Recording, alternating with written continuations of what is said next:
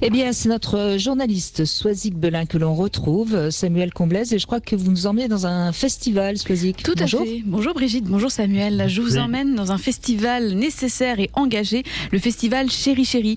Alors, hier a débuté la 26e édition du festival Chéri Chéri, donc c'est un festival cinématographique primo-parisien, mais ensuite les films, on peut aussi les voir dans d'autres cinémas en province. Ce festival célèbre la communauté LGBTQI++. Cette manifestation annuelle fait suite de manière logique à la Gay Pride qui a eu lieu le week-end dernier. Et je me permets de citer Grégory Tillac, qui est le délégué général et programmateur du festival. Ce festival propose une programmation riche et variée, comprenant près de 140 œuvres et se plaçant dans la droite lignée de l'invention géniale, à la fois inclusive et fédératrice du Rainbow Flag de Gilbert Baker. Alors, je reviens rapidement sur Gilbert Baker, qui nous a quittés en 2017. Cet artiste et militant américain est aussi l'inventeur du drapeau de la fierté aux couleurs de l'arc-en-ciel que l'on retrouve un peu partout, qui a été créé donc en 1978 à San Francisco. Alors, pour info, le drapeau initial est composé de 8 bandes de couleurs, dont chacune possède une signification. Le rose, c'est la sexualité, le rouge, la vie, l'orange, la guérison, le jaune, la lumière du soleil, le vert, la nature, le bleu, le turquoise, la magie et l'art, le bleu, la sérénité et l'harmonie, et le violet, l'esprit. Alors, il est courant de nos jours de ne retrouver que 6 bandes sur 8, et ce pour des raisons très pratiques et commerciales. Donc, ne cherchez pas, il n'y a pas de symboliques qui ont voulu être dégagées entre-temps. Effacées, voilà. Oui. Effacées. On n'efface rien. Alors, comme je vous le disais, tous les films de la sélection ne sont pas forcément joyeux, ni gays, sans mauvais jeu de mots. Alors, j'ai décidé de vous parler de 3 documentaires qui me semblent très importants. Un qui est actuellement disponible sur Arte, donc vous pouvez le retrouver directement sur Internet, et qui m'a littéralement fait froid dans le dos. Mais il me semble cependant important de le recommander. Il s'agit d'un documentaire américain qui s'appelle Bienvenue en Tchétchénie de David France. Alors, ce film est déjà primé à Sundance et à la Berlinale. On se retrouve plongé dans les atrocités LGBT-phobes, commises dans ce pays, et on suit les différents militants qui travaillent sous couverture pour réussir à les extrader. Alors, il y a une alternance entre témoignages, caméras cachées, films avec téléphone. C'est poignant, c'est triste et c'est révoltant. Alors, il faut savoir que la Tchétchénie est une république russe à majorité islamique. Cela reste un pays cependant laïque. Donc, tout en haut, il y a Poutine. Et puis ensuite, il y a le président de cette république qui est Ramzan Kadyrov, qui a décidé de chasser de son territoire toutes les personnes non hétérosexuelles, disant carrément, les niant totalement, en disant que dans son pays, il n'y avait que des hétérosexuels.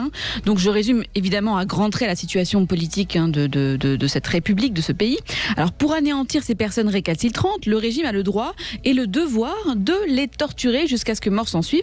Il a mis en place un régime de délation et les familles participent grandement au massacre en place. Alors, dans un registre plus joyeux, autre documentaire intitulé Ich bin Anastasia, film allemand, vous l'aurez compris, de Thomas Landberger. On suit le processus de transition du lieutenant-colonel Anastasia Biefang, assigné homme à la naissance, et qui décide de transitionner à 40 ans. Un choix qui aurait pu lui coûter sa carrière, et pourtant, il n'en est rien. Elle devient la première femme commandante trans de l'histoire de la Bundeswehr. Excusez-moi pour la prononciation, je ne suis pas allemande et j'ai un petit peu de mal avec cette langue, même si je la trouve très charmante au demeurant. À l'opposé de l'œuvre précédente ici, c'est l'humour qui prime, la tendresse, et c'est une ode à l'acceptation dans un milieu qui aurait tendance à nous paraître à première vue conservateur. Et puis un dernier documentaire pour la route, un petit clin d'œil à ce qui s'est passé hier soir à l'Assemblée nationale, qui a accepté enfin le texte de loi bioéthique permettant à toutes les femmes en couple lesbien et aux célibataires de s'inscrire légalement dans un parcours de PMA en France. Le documentaire hongrois d'Asia Der et Sari Aragonix, Her Mother, raconte le parcours de 2 femmes, Virag et Nora, qui ont décidé d'adopter dans un pays, donc la Hongrie, reconnu pour son homophobie, et qui considère... Oui, on en a eu la preuve encore la semaine dernière. Tout à fait.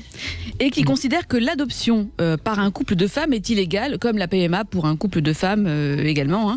Donc les réalisatrices expriment à travers ce portrait de couple leur émotion et leur colère face à la vague croissante de haine et d'homophobie. Petite parenthèse, parenthèse cependant sur la situation en Hongrie.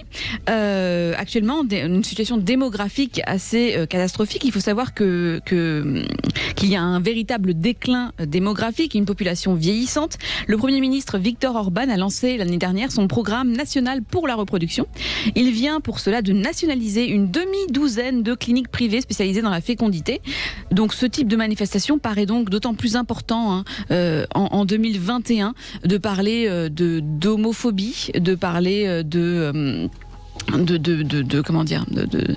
torture en fait, enfin de non-liberté, de non-droit.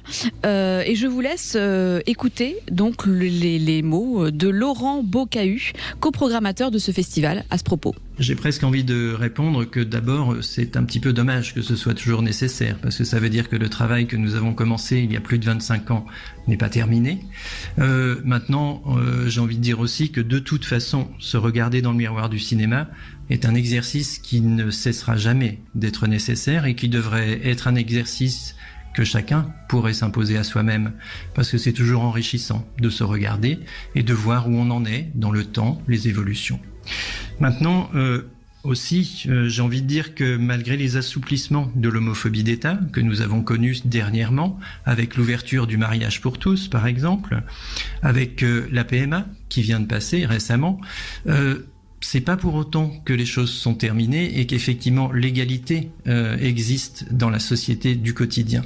Ce n'est pas pour ça que nous sommes pas tous, en tant qu'LGBTQI, des enfants qui sommes nés de parents hétérosexuels et d'un contexte dominant hétérosexuel qui ne nous donne pas les moyens dès le départ de nous construire. Donc effectivement le cinéma est un festival qui réunit toutes les identités, tous les discours, toute la créativité aussi cinématographique bien sûr, nous permet de nous enrichir, de nous construire et d'avancer vers un avenir. Donc c'est pour ça que le festival Chéri Chéri est toujours nécessaire 25 ans plus tard, plus de 25 ans plus tard. Alors oui, je vous ai coupé Brigitte, vous vouliez... Non, allez-y, Soisic, je vous en prie. Non, mais c'est intéressant de voir qu'il y a effectivement que l'art permet d'ouvrir les discours. Le festival a commencé hier, le 29 juin, et il se termine le 6 juillet. Donc n'hésitez pas, il y a une grande programmation, il n'y a pas que de documentaires, il n'y a pas que des documentaires plombants, mais il y a aussi de la fiction, il y a de la joie, il y a des films fantastiques, enfin il y a tout un tas de genres cinématographiques et ça vaut vraiment le coup d'y jeter plus qu'un œil.